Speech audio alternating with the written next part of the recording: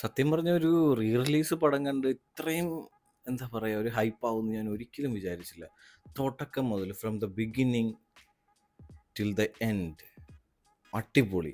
അടിച്ച് പൊളിച്ച് തിയേറ്ററിൽ. ഞാൻ ഈ പടം കാണാൻ പോയത് നമ്മുടെ സരിത സവിത സംഗീത മൾട്ടിപ്ലക്സില്ല അവിടെയാണ് പോയത്. അവിടെയായിരുന്നു ഒരു weekend, I think Friday or Thursday.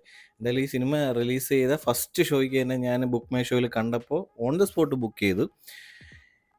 പോയപ്പോൾ അവിടെ നമ്മുടെ അല്ലു അർജുൻ ഫാൻസ് കുറച്ച് പേരുണ്ടായിരുന്നു. അവരുടെ കുറച്ച് ചെണ്ടമേളവും പരിപാടിയൊക്കെ ഉണ്ടായിരുന്നു.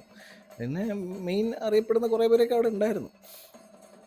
പോയി കണ്ടു തിയേറ്ററിൽ. തുടക്കം മുതൽ അല്ലു അർജുൻ്റെ ആ ഇൻട്രോ തൊട്ട് അവസാനം വരെ ബ്ലാസ്റ്റ് ആയിരുന്നു. നിങ്ങൾക്ക് ഇപ്പം ഞാൻ കാണിച്ചു തരാം കുറച്ച് വീഡിയോ.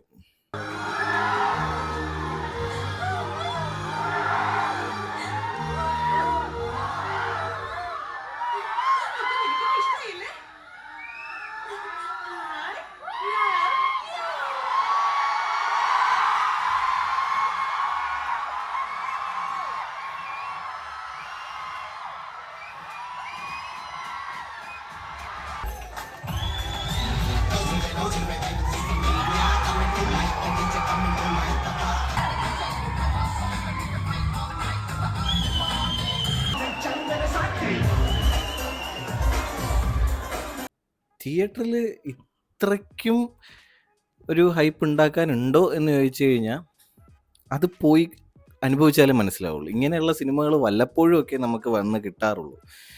ഇത് ഇറങ്ങിയത് ഐ തിങ്ക് 2006 എന്തോ ആണ് ഈ പടം ഇറങ്ങിയത്. ഞാനീ പറയുന്നത് കറക്റ്റ് ഞാൻ നോക്കാതെ പറയാം കേട്ടോ, എൻ്റെ മെമ്മറിയിൽ നിന്നൊക്കെ എടുത്ത് പറയുന്നതാണ്. അപ്പോൾ എന്തെങ്കിലും തെറ്റുണ്ടെങ്കിൽ ക്ഷമിച്ച് കളയാം. അപ്പോൾ ഈ 2006 എന്നൊക്കെ പറയുമ്പോൾ എനിക്ക് ഏകദേശം ഒരു 10 വയസ്സ് 11 വയസ്സൊക്കെ വരും, അത്രേ ഉള്ളൂ, കുഞ്ഞാണ്. ഈ സമയത്ത് ഇങ്ങനെ ഒരു പടം ഇറങ്ങിയിട്ടുണ്ടെന്ന് ഞാൻ അന്ന് അറിയുന്നില്ല. അന്ന് ഞാൻ എൻ്റെ അമ്മാവൻ്റെ വീട്ടിൽ പോയിരുന്ന സമയം. അപ്പോൾ അമ്മാവൻ്റെ വീട്ടിൽ അമ്മാവൻ്റെ മോൻ ഇങ്ങനെ ഇതേപോലെ പടം എന്നെക്കാളും മൂത്തതാണ്, 1-2 വയസ്സിന് മൂത്തതാണ് ആള്. അപ്പോൾ ഈ ചെറുക്കനാണെങ്കിൽ അന്ന് എനിക്ക് ഓർമ്മയുണ്ട്, അവൻ എവിടുന്നോ അവൻ അവിടെ ആ ഏരിയയിലൊക്കെ ഫ്രണ്ട്സൊക്കെ അധികം ഉള്ള ഒരു പയ്യനാണ്. അപ്പോൾ അവനാണെങ്കിൽ അവരുടെ നിന്ന് ഇതേപോലെ CD മേടിച്ചിട്ട് വന്ന് വീട്ടിൽ കൊണ്ടുവന്നിട്ട് കാണിച്ചു ഈ പടം. എനിക്കിപ്പോഴും ഓർമ്മയുണ്ട്, ഞാൻ, എൻ്റെ സിസ്റ്റർ, അതുപോലെ തന്നെ എൻ്റെ കസിൻ, അവൻ്റെ സിസ്റ്റർ, നമ്മളെല്ലാവരും കൂടെ ഇങ്ങനെ ഇരുന്ന് ഹോളിലിരുന്ന് കാണുക. നമ്മൾ തറയിലായിരിക്കുന്നത്, എനിക്കിപ്പോഴും ഓർമ്മയുണ്ട്, തറയിലായിരിക്കുന്നത്. TV ഇങ്ങനെ പഴയ മറ്റേ എന്താ പറയുക CRT മോണിറ്ററില്ലേ, പഴയ നമ്മുടെ ഒനീഡയുടെ TV ഒക്കെ കണ്ടിട്ടില്ല, വലിയ പെട്ടി, അതിനകത്തിട്ട് വീഡിയോ പ്ലെയറിൽ CD ഇട്ട് ഇങ്ങനെ കണക്ട് ചെയ്ത് നമ്മൾ കാണുക. ഇവിടെ കണ്ട് ഞാൻ അന്നാണ് സത്യം പറഞ്ഞു കഴിഞ്ഞാൽ, അതിന് മുമ്പൊക്കെ ആണെന്നൊന്ന് ആര്യയൊക്കെ ഇറങ്ങിയത്, എനിക്കറിയില്ല. പക്ഷെ ഞാൻ അല്ലു അർജുന ഞാൻ കേട്ടിട്ടുണ്ട്, ബട്ട് ഞാൻ അറിയില്ല, കൊട്ടിയില്ല. ഞാൻ മൂവീസിലോട്ടൊന്നും കാണാനൊന്നും ഇറങ്ങിയിട്ടില്ലായിരുന്നു. ഞാൻ ഈ പണ്ട് നമ്മുടെ സൂര്യ TVയിൽ ഏഷ്യാനെറ്റിലൊക്കെ വരുന്ന പടങ്ങളൊക്കെ കണ്ടിട്ടുള്ളൂ, കൊച്ചല്ലേ. അപ്പോൾ ഈ സിനിമ കണ്ടപ്പോൾ ഏടാ മോനെ അല്ലു അർജുൻ്റെ ഫാൻ, കട്ട ഫാൻ. ആ സമയത്ത് എന്താ പറയുക, അളിയൻ്റെ ഒരു ചാം, അളിയൻ്റെ ഒരു എനർജി, അളിയൻ്റെ ആ ചിരി കളി, അതൊക്കെ ഭയങ്കര രസമായിട്ട് എനിക്ക് തോന്നുന്നു. ഞാൻ അന്ന് തൊട്ടേ അളിയൻ്റെ ഒരു ഫാനായിരുന്നു. അത് കഴിഞ്ഞ് ഒരുപാട് ഫ്ലോപ്പ് പടങ്ങളെടുത്തു, നല്ല പടങ്ങളെടുത്തു. ഇപ്പം നമ്മുടെ പുഷ്പ വരെ എത്തി നിൽക്കുന്നു. എനിക്ക് അല്ലു അർജുന് ഭയങ്കര ഇഷ്ടമാണ്. അല്ലു അർജുൻ എന്താ പറയുക, ഞാനൊരു അല്ലു അർജുൻ ഫാനാണ്. എനിക്ക് ഭയങ്കര ഇഷ്ടമുള്ളൊരു നടനാണ്. ആൾ ആക്ടിങ്ങിലും നല്ലതാണ്, ആൾ ഡാൻസിൽ നല്ലതാണ്, ആൾ ഒരു സ്റ്റാറാണ്. ആൾ എങ്ങനെ ഒരു സ്റ്റാർ ആയിരിക്കണമെന്നുള്ളതിൻ്റെ ഒരു ഉദാഹരണമാണ് ആൾ. അല്ലാതെ എന്താ പറയുക, ചവറ് പോലെ കുറേ പടം എടുത്ത് ചെയ്യുന്ന ഒരാളല്ല.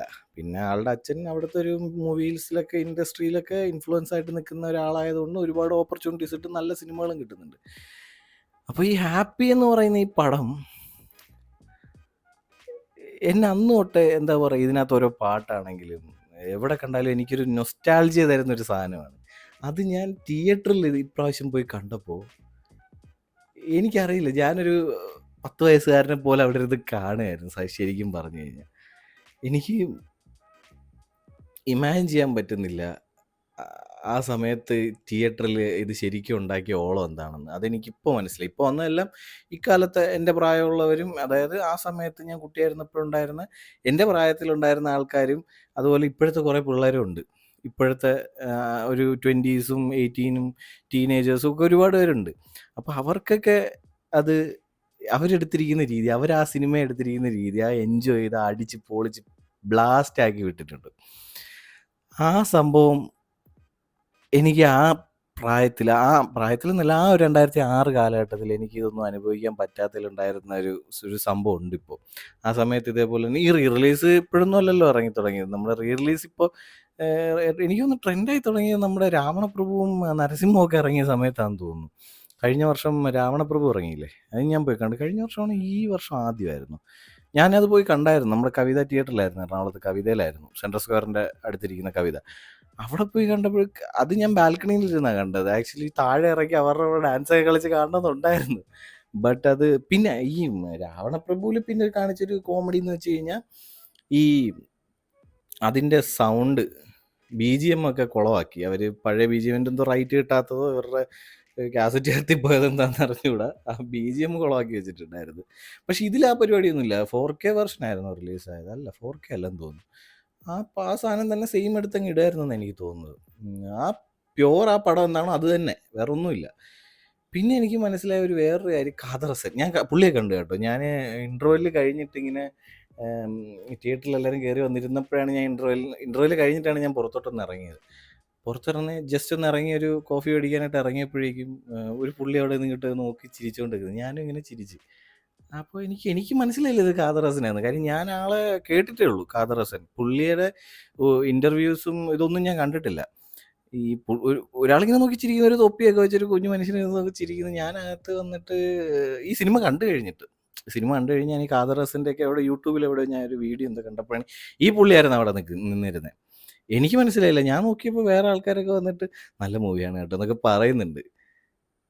സത്യം പറഞ്ഞാൽ പുള്ളിക്ക് എന്താ പറയുക, ഒരു നല്ല കിടിലൻ അപ്രിസിയേഷൻ എല്ലാവരും കിട്ടിയിട്ടുണ്ട് ഈ പടത്തിന്. ഈ പടം ഇവിടെ ഇൻട്രൊഡ്യൂസ് ചെയ്തതിന്. കാര്യം ആ ഒരു ഡബ്ബും അല്ലു അർജുന് നമ്മുടെ ജിസ് ജോയ് ചെയ്തിരിക്കുന്ന ഡബ്ബൊക്കെ ഉണ്ടല്ലോ, എൻ്റെ അമ്മോ.